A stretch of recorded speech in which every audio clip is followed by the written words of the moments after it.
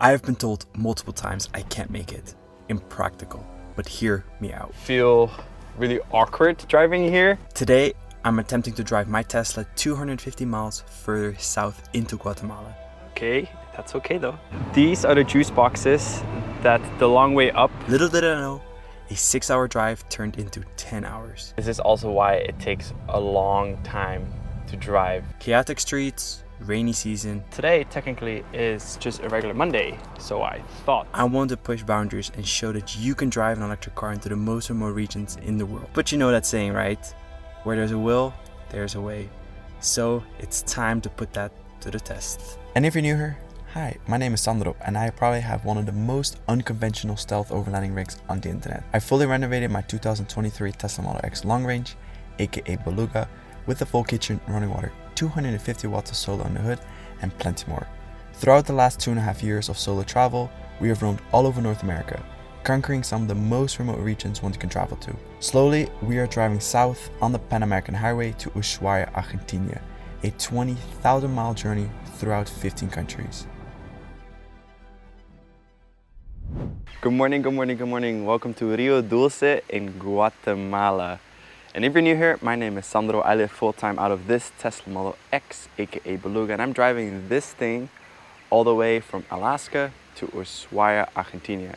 So as you can probably see, we have charged at a random, what would you call this, a overhanger. We're in a shipyard, as you can see over there, and they have regular outlets here, which is something that I needed because I've been wanting to look for these kind of outlets. So these are a 20 amp, and then they have these prongs, and then you can charge 16 amps instead of 12 amps, and that's a big difference. Today might be the longest stretch of our journey through Guatemala. I think from here it is about 320 kilometers or so, so about 200, I would say 60 miles, which isn't crazy far, but it's gonna take us 6 to 8 hours. I have no idea how long it's gonna take because mosquitoes. Excuse me. I have no idea how long it's gonna take. Then I got this bad boy, which I'm super excited about to use. This is a CC1 to a NACS adapter. So this is essentially the European standard here, like that, and then for a NACS. I'm really curious how this is actually gonna work, because this is my adapter for Chile actually. As we always say, here goes nothing.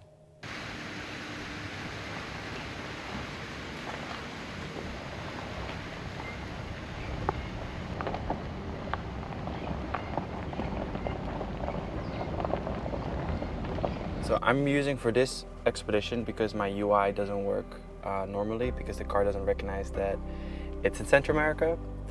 So I'm using a better route planner to navigate to kind of get the range estimates. And right now I have 84% battery and we're gonna get there with 15%. For this part of the journey, I have 3 optimal charging stations along my route: Puerto Barrios, El Rancho, and a fast charger in Guatemala City. With the range we have, 84% state of charge, we can drive all the way south to the campground. But whenever there's a fast charger on our route, we top off. Guatemala is actually not as barren when it comes to charging as one might think. Plenty of charging stations to go roam with confidence. We are definitely looking forward to this elusive fast charger. Well, that's the rough plan. This is also why it takes a long time to drive a simple route, because there's a bunch of just trucks and it's a one-way highway here. So it's very difficult to drive at a decent speed, because right now I am going 28 kilometers per hour. That's about 17 miles per hour. Not too fast, but what is nice about this is that I do get to use my regenerative braking here.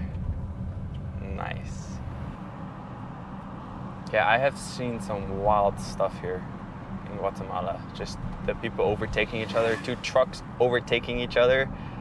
Yeah, in a blind corner. That is right. It's a little bit, to frankly say it, a little bit chaotic here on the road.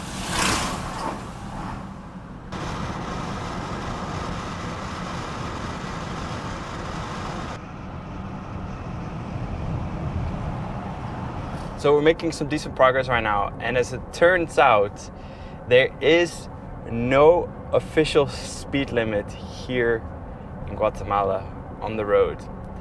It blows my mind, because then I'm thinking, like, statistically speaking, how many accidents happen each year, you know?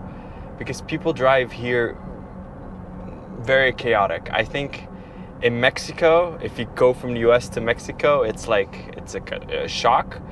But compared Mexico to Guatemala, it's like, this is complete chaos. Mexico, it's completely fine. Interesting. Let's see chargers. Well, we're going back to Mexico.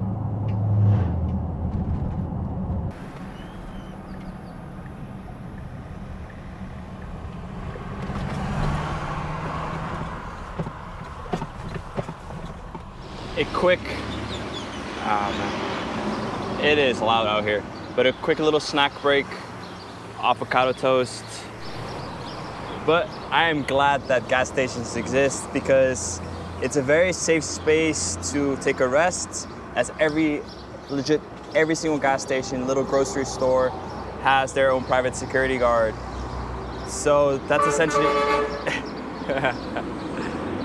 what I do. Is I drive, I go pee, I eat a snack. Bien provecho. We've only driven 3 hours, but it feels like I've been on the road for like 6.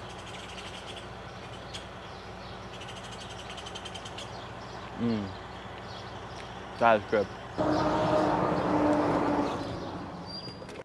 So we're making good progress right now. We have about 2 hours to the first fast charger.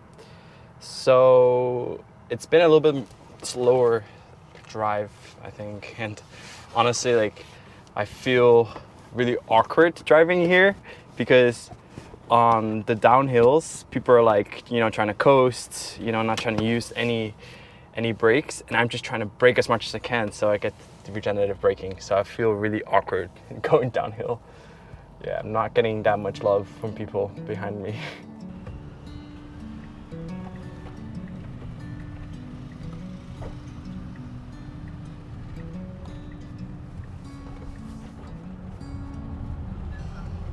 Well, welcome to the city of Guatemala. It feels so chaotic. Oh man. It's been a few weeks since I've been in a big city like this, but holy moly, all these motorcycles just scooting in and out. But how could I describe this the best way? I think it's like controlled chaos.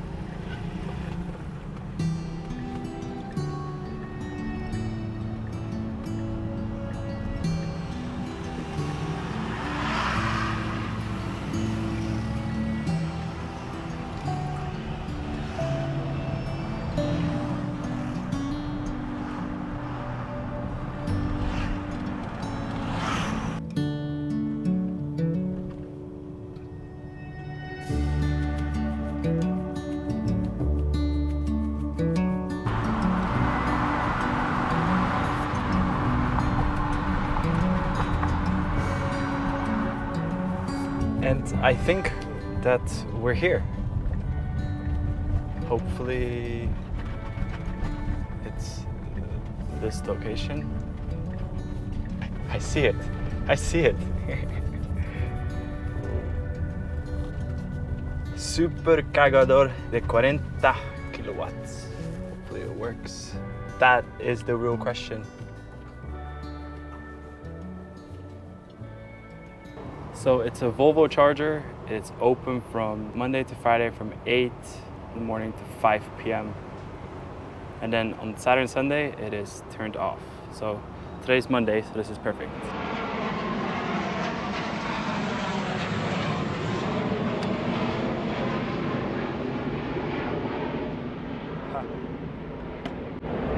So it turns out they're both CCS 2. And I actually don't need this today. This is great. Heavy cables. Oh.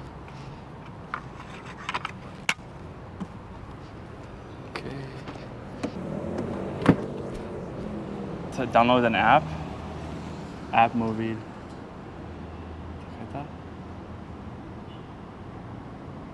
Alright, gotta download an app. A few moments later. So I have figured it out. So today technically is just a regular Monday. So I thought it's a national holiday. So they're not open and I can't download their app because it's not public. So I guess no fast charging right now. We're at 17% battery. We're gonna go to a slow level 2 charger right now and see if that one works. A little frustrating, but this is what pushing boundaries is all about. It's actually getting this thing off first. Oh my God. Jesus. Wow. I don't think I'm gonna get this off. Oh my. Wow. This is really stuck on there. Wiggle, wiggle, wiggle, wiggle. We got it. All right, this is just not just a good sign. So let's go.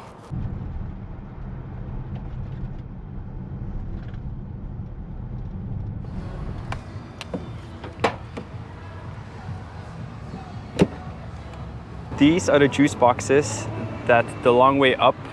If you guys don't know, it was an expedition with 2 Harley Davidsons and some Rivians, but 3 years ago from Ushuaia to LA. And the highway right there, that is actually the Pan American, and they put these chargers up for themselves and then donated them. So anybody like myself today gets to use this. So this is a pretty cool experience. And if we go inside, right now we're getting about 40 amps, and to fully charge will take about 9 hours, but we're only gonna be here I think for about 2. I really think that is so cool, that the documentary, which, you know, I have a lot of caveats with on how they did it, especially towards the end, but props for them for, you know, getting everything organized, having Rivian believe in them. And that's how I kind of feel now with people like yourself watching this expedition on TV. Yeah, being here with me, because this journey is very, very lonesome. But I feel like through YouTube, I have a massive community. And if you're curious what I do when I have to wait in charge like this, sometimes throughout the day, I tend to organize and reorganize whatever I just organized. Hopefully that makes sense. But like, this is my little miscellaneous box. I can never get it organized. To see, it's quite chaotic, but I'm gonna see if I can get it organized. Yeah, okay, it already looks better, but I kind of want to do it right.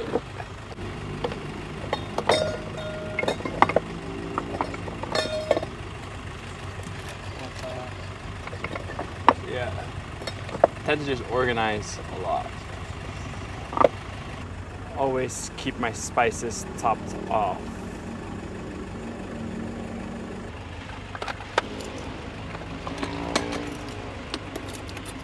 And I also tend to read, and this is a Dutch book.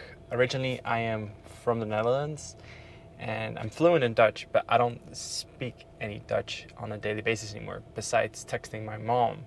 So it's kind of falling behind because English and Spanish takes so much of my daily language. So I try to read Dutch so I have a conversation that is with the author at least. And honestly, sitting here like this doesn't bother me for like 2 hours, because we're always on the next task. You know, we have to go here, here, here. As a traveler, you have a very fast-paced life on the road. So there are ways sometimes with vehicle breakdowns, with charging, that you slow yourself down, that the universe kind of is like, hey, take a moment.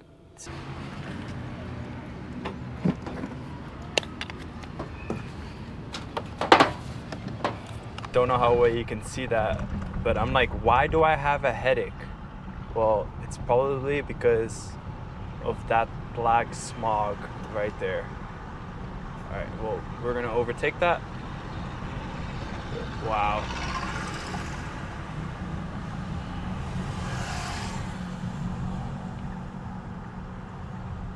Oh man, I can't wait for the day where you could hang in a city and not feel sick, nauseous, and a lot quieter. You know, the future is electric. It really is. If there's one thing that I say that I'm so strongly convicted in, is that's the only way for us to move forward. A lot of people disagree with me on this, but I am so convinced that this is really our only solution to be able to survive on this planet. This is why I do what I do, to showcase that this is the future, and this is so cool to be part of it. We're literally just charged 2% right now. We were at 23% and now we're back to 25, just going straight downhill. This is a pretty steep slope down, which is great. And they even have a slow lane for me, so I can maximize my regenerative braking.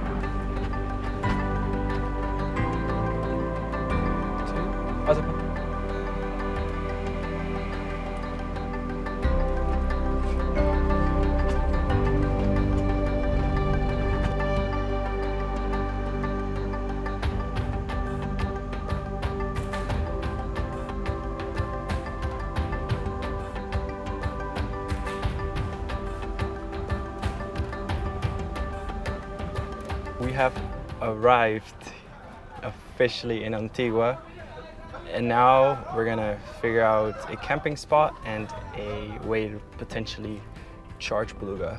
Look, all these other people with their vans. Look how cute.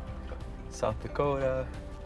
Yeah, this is definitely the spot to be.